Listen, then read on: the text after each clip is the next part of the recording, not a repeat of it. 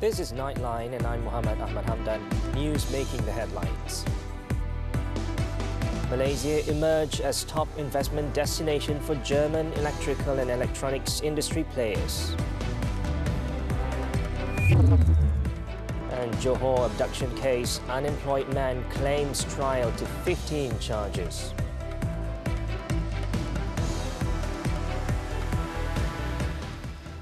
Good morning. Malaysia has emerged as the top investment destination for German electrical and electronics (E&E) industry players. Prime Minister Datuk Seri Anwar Ibrahim said the country's strong ecosystem for the industry has positioned it as a global hub for the front end of E&E sectors. Anwar stated that Malaysia needs to act quickly in meeting the requirements for skilled labour and infrastructure in the E&E sector in order to strengthen its position as a leading semiconductor hub. He also highlighted the importance of building Malaysia's resilience by enhancing the existing ecosystem, which includes government efficiency, sound infrastructure and a robust education system to continue attracting high-value investments.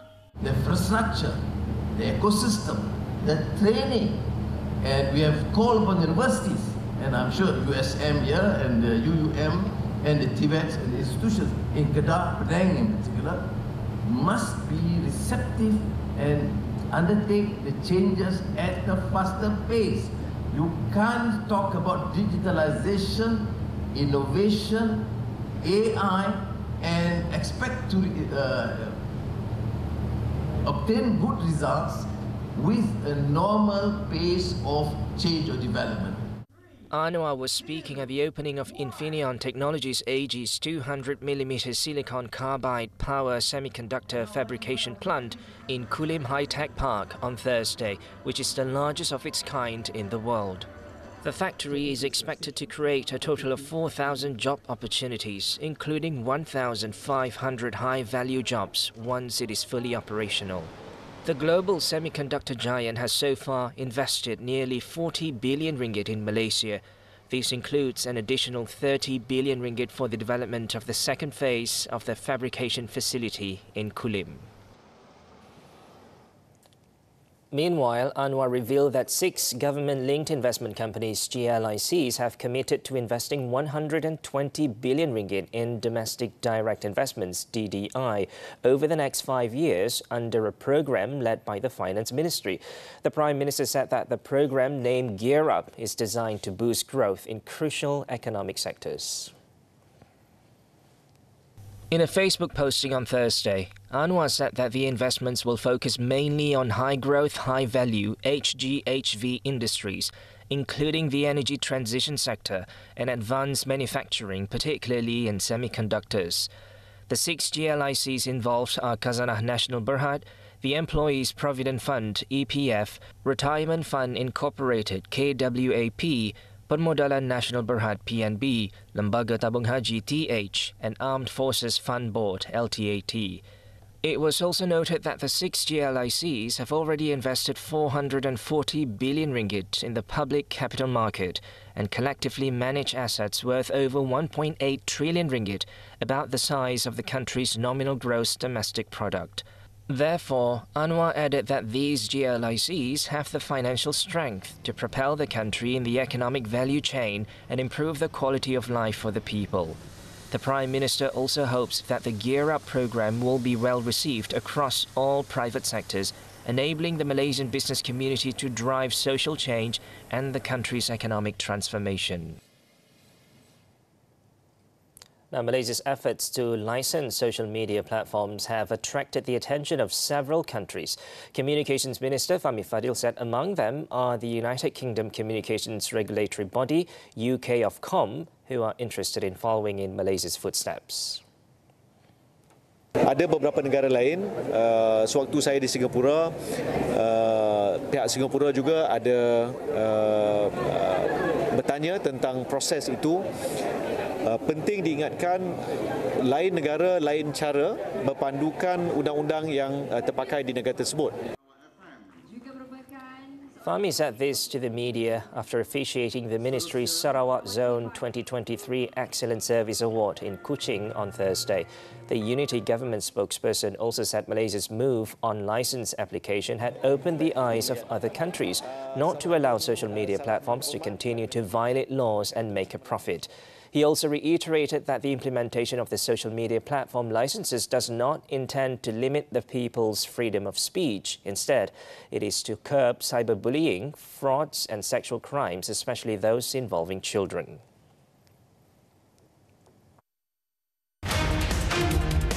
How is the economic environment supporting the expansion of key property segments from residential to industrial? And how is the strengthening of the ringgit driving positive momentum in the property market? A promising outlook for Malaysia's real estate market with Malaysia Institute of Estate Agents President Tan Kian Aun this Saturday at 5 p.m. on TV3 and stream on Tonton.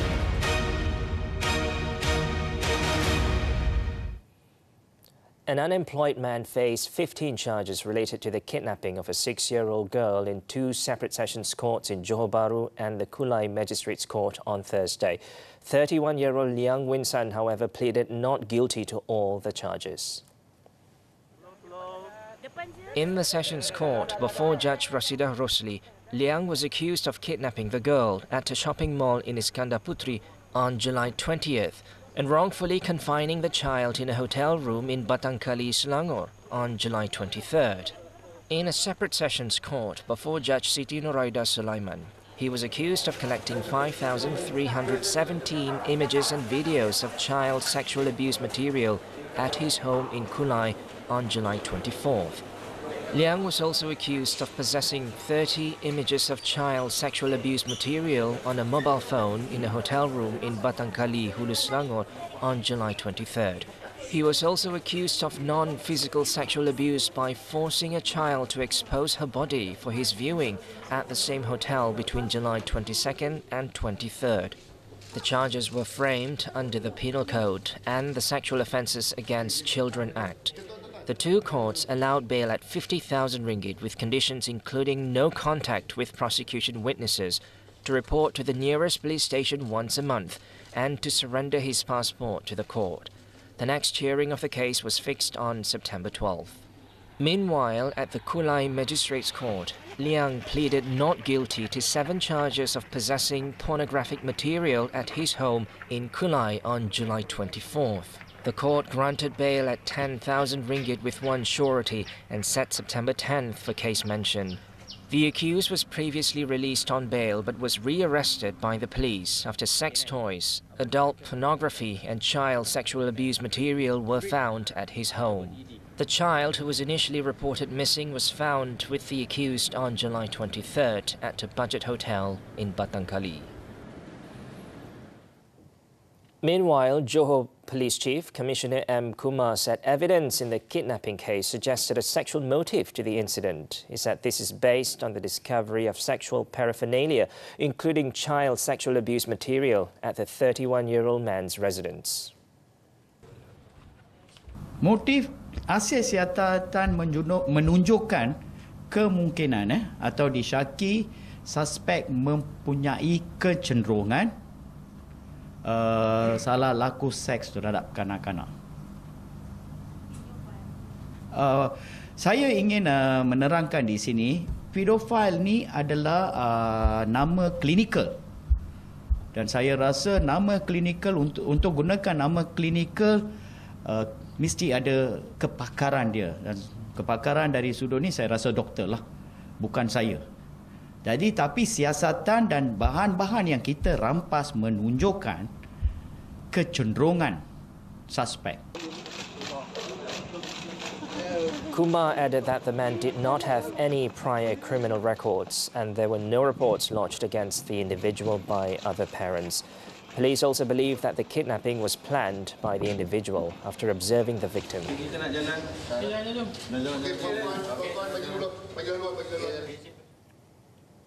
In Selangor, police have arrested 5 men believed to be involved in the abduction of 2 brothers on Monday.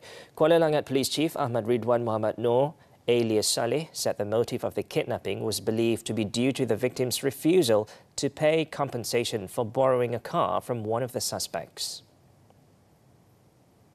Ahmad Ridwan said a 29-year-old local woman had lodged a police report at 8:45 a.m. on Monday, claiming that her two younger brothers, aged 20 and 26, were taken away by men armed with iron rods. In the 7 a.m. incident, the suspects came to the complainant's house before calling the two victims out. They then sped off with the two brothers, but released one of them not long after. Police were able to rescue the victim and detain the 5 suspects, including 2 foreigners aged 22 to 37, in a raid at Bandar Bukit Raja Klang at 2:30 a.m. on Thursday. During the raid, police also seized a stolen vehicle, burglary tools, as well as some stolen items. Checks revealed that 2 of the local suspects had multiple prior convictions, while the others did not have any criminal records. The case is being investigated under the Penal Code for kidnapping, house break-in and theft.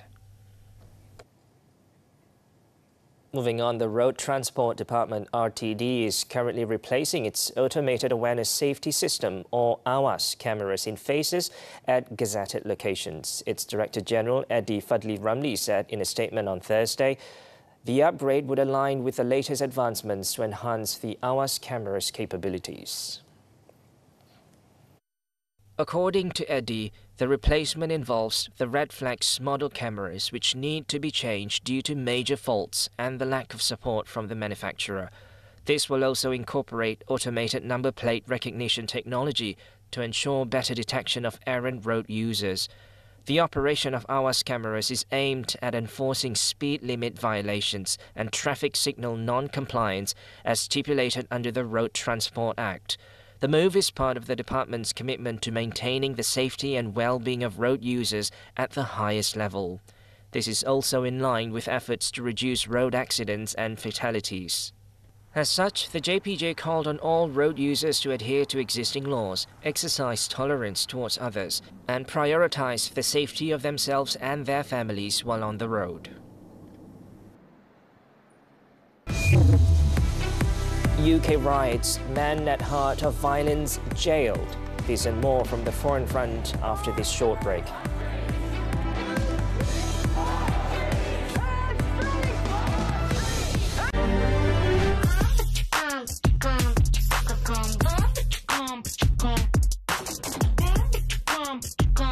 TikTok Awards, realisasikan impianmu, didominasikan oleh The Raw. Let's see happen in the raw, be proud, stand tall. Let's see happen in the raw, your confidence above all. Let's see happen in the raw, every drop transparency. Happen in the raw, the raw, your skin destiny. TikTok Awards Malaysia. Tak sabarnya nak tengok fashion TikTok creators yang paling slay. Memang kecoh lah nanti Ain Idris dan Sadie Ang di Red Carpet TikTok Awards. Ima Safwan dan Daniel Fong ada di backstage TikTok Awards. Semuanya live Ahad 11 Ogos ini di platform pilihan korang. Learn strategies for staying ahead in the financial battlefield. Your key insights into finance, money matters every Saturday 5 p.m. only on TV3 and stream now on Tonton. Hello, I tolong you. You nak tolong I tak? Siapa makcik tua ni? Bos, ini adalah apa? Apa ada kat dalam? Beliau. Betul. Ya. Apa yang bising-bising ni? Aku nak kahwin dengan dia. Tut. Dia milik aku. No, tak. Saya setuju. Tangan macam ni kita sebut. Au! Macam mana, bos? Macam lagi stres je. Welcome back. Some updates on the UK riots. 2 rioters who were at the forefront of violent far-right disorder on Merseyside have been jailed over their disgraceful actions. John O'Malley, 43, and William Morgan, 69, have both been handed a sentence of 2 years and 8 months at Liverpool Crown Court after admitting to violent disorder last Tuesday. Judge Andrew Maneri condemned the men's awful behaviour at riots in Southport and Liverpool. It comes as the Metropolitan Police Chief Sir Mark Rowley joined his officers at dawn for raids to arrest rioting thugs following the anti-racism protests on Wednesday. In the meantime, thousands of counter-protesters took to the streets of England on Wednesday in defiance of far-right violence that has swept the country over the last week. However, fears remain of more disorder over the weekend, with far-right protests planned in Newcastle, Liverpool, Salford, Taunton, Birmingham, Dover, Bournemouth and Glasgow.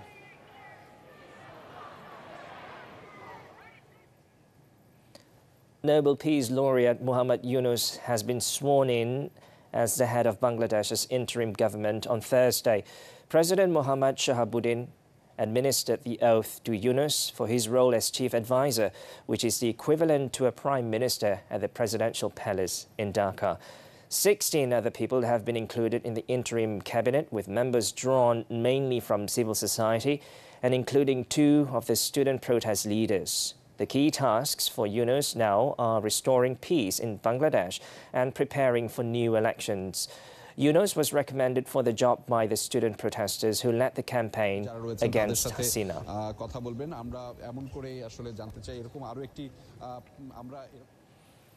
Thailand's Disbanded Move Forward political party on Thursday rallied its supporters to prepare for the launch of its new name and leadership, urging them to make their case at the ballot box rather than on the streets.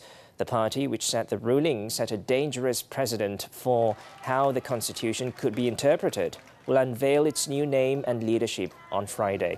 In a statement on Thursday, the party said it will move to a new political party and that all 143 of its parliamentarians will be joining, promising that there would be no defections. It will be the third incarnation of the Progressive Future Forward, which was dissolved for a campaign financing violation in 2020, triggering nationwide anti-government protests. Move Forward was the largest force in Parliament until the Constitutional Court dissolved the party on Wednesday over its campaign platform to amend the country's strict royal insult law, which the court said eroded Thailand's constitutional monarchy.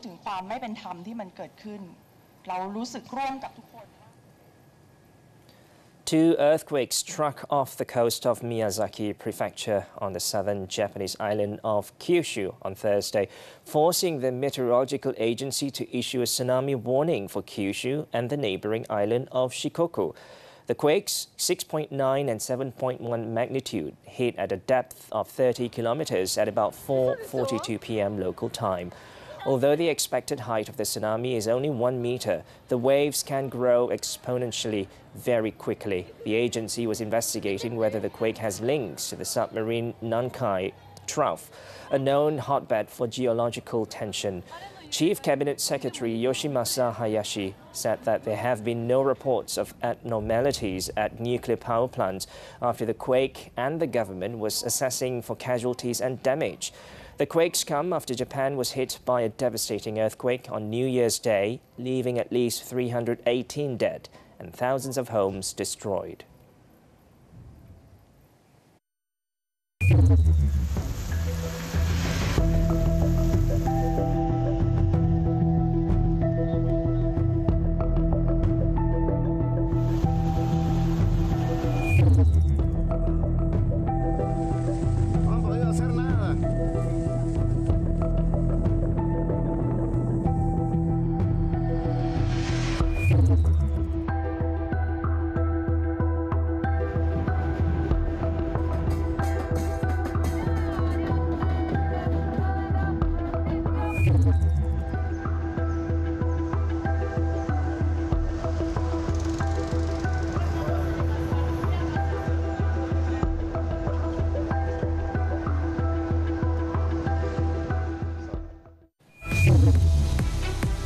Dhabitah keeps Malaysia's medal hopes alive.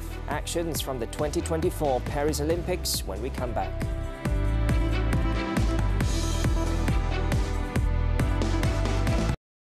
Jadilah pelapis konten kereta yang bagus yang boleh majukan negara kita Malaysia. Terima kasih TikTok. Setiap mimpi bermula dengan satu langkah dan keberanian untuk merealisasikannya. Kita semua punya impian yang sama untuk dilihat, didengar dan diraikan. Guys,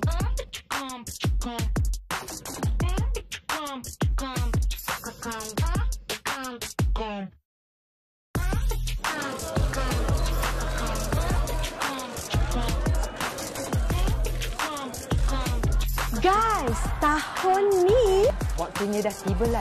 Realisasikan. Realisasikan. Realisasikan. Realisasikan impianmu.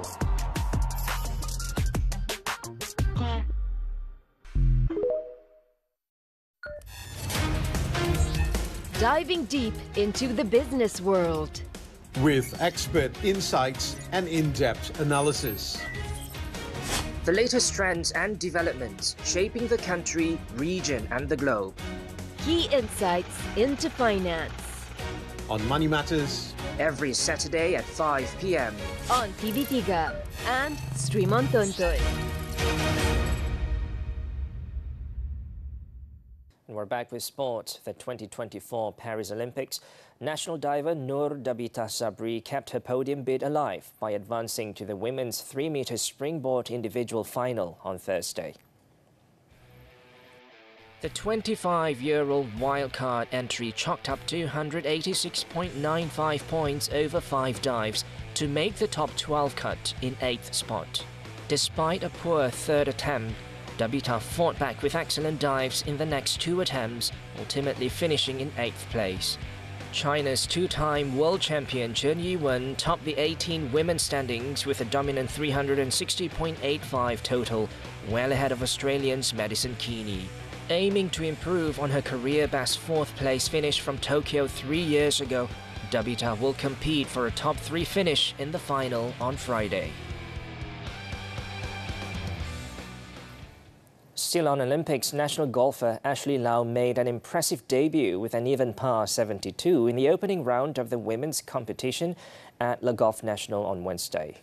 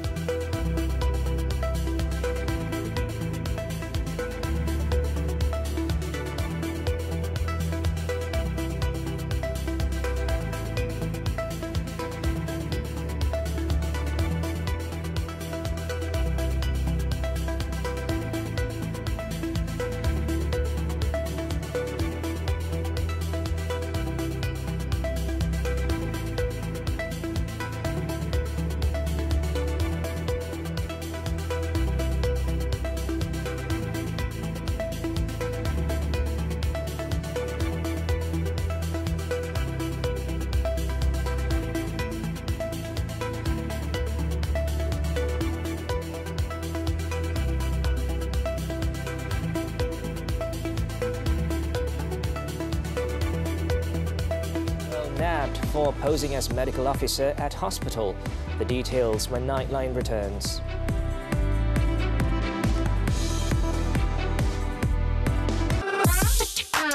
Inilah pelapis konten kereta yang bagus yang boleh majukan negara kita Malaysia. Terima kasih TikTok. Setiap mimpi bermula dengan satu langkah dan keberanian untuk merealisasikannya. Kita semua punya impian yang sama untuk dilihat, didengar dan diraikan. Guys, tahun ni waktunya dah tiba lagi. Realisasikan impianmu.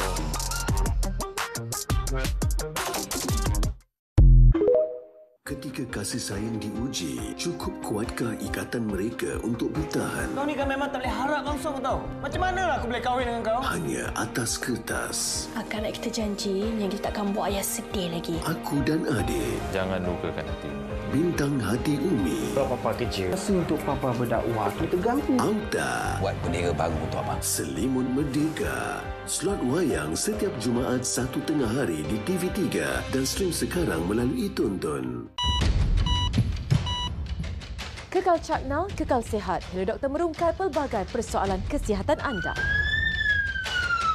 Penyakit kronik, pemakanan, kesihatan mental, semuanya demi kesejahteraan anda. Setiap minggu bersama tenaga pakar kesihatan terbaik Malaysia, segalanya terjawab dalam Hello Doktor setiap Ahad 5.30 petang di TV3 dan stream juga melalui Tonton. Welcome back. A 14-year-old girl was nabbed on Thursday morning for impersonating a medical officer at Sultan Idris Shah Hospital in Serdang, Selangor. Sepang Police Chief Assistant Commissioner Wan Kamarul Azran Wan Yusof said the suspect was found in the hospital's operating theatre and had attempted to assist with a surgery on Wednesday. In a statement, Wan Kamarul Azran said that the police received a report regarding the incident at 1 p.m. on the same day from hospital staff concerning the presence of the unidentified teenage girl in the operating theatre. The suspect had once again gone to the hospital at 8:30 a.m. on Thursday and tried to register at the counter using a fake identity. The hospital, however, managed to identify the suspect and immediately contacted the police before she was arrested 30 minutes later in the hospital lobby. Authorities also seized a set of medical scrubs and a lanyard belonging to the hospital. The case is being investigated under the Penal Code for trespassing and impersonating a public servant.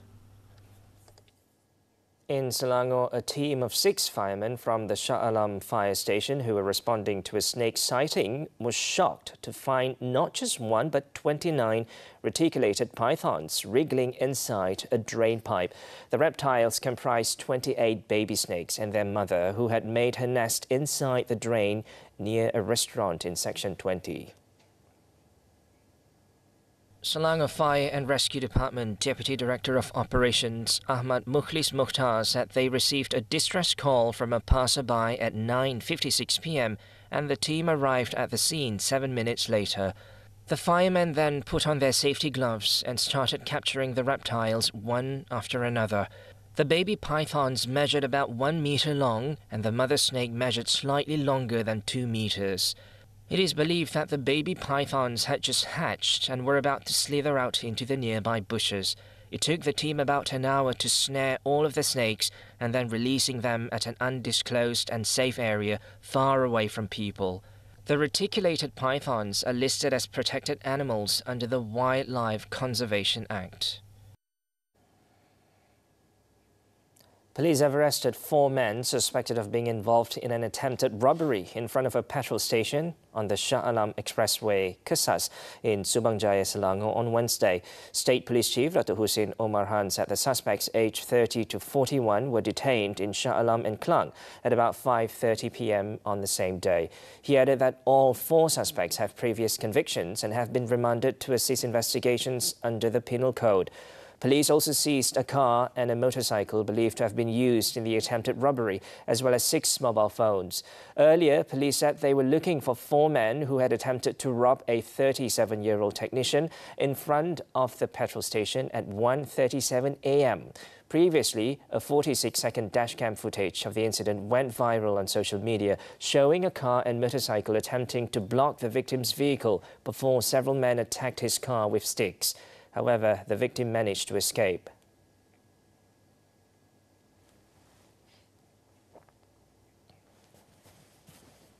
And lastly, drug traffickers are now resorting to offering jelly laced with ecstasy to attract more buyers. This was uncovered when a team from the Johor Narcotics Investigation Department seized 3.4 million ringgit worth of drugs during a 5-day operation in Johor Bahru and Tangkak recently. Johor Police Chief Commissioner M. Kumar said the syndicate, believed to have been operating in the state since June, came under police radar following surveillance and intelligence gathering. 4 premises were raided during the operation, beginning last Saturday, which led to the discovery of the drugs, including the ecstasy-laced jelly, the first of such seizure in the state. 2 men aged 33 and 36 were also arrested. One of the suspects was also found using his vehicle as a mobile storage unit for the drugs to enable easier trafficking of the contraband for local markets. Pihak polis berjaya jumpa atau recover dadah yang berupa jelly. Ecstasy dimasukkan dan disediakan dalam ramuan jelly. Seperti jelly jam dan sebagainya yang dianggarkan bernilai 150 hingga 200 ringgit. Other types of drugs seized during the operation included ecstasy powder and pills, ketamine, as well as Aramin 5 pills.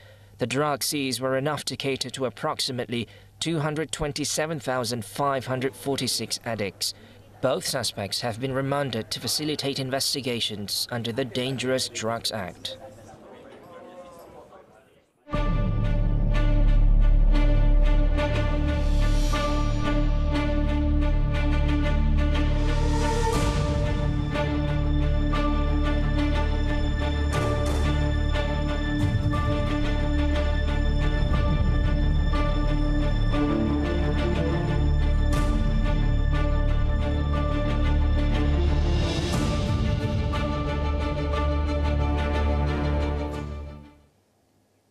As Nightline draws to a close, this time around, let's take a look as Porto Novo streets bustle with vibrant West African masquerade culture during the weekend's inaugural Mask Festival. With that, I'm Muhammed. Hamdan. Thanks for tuning in and stay safe, Malaysia.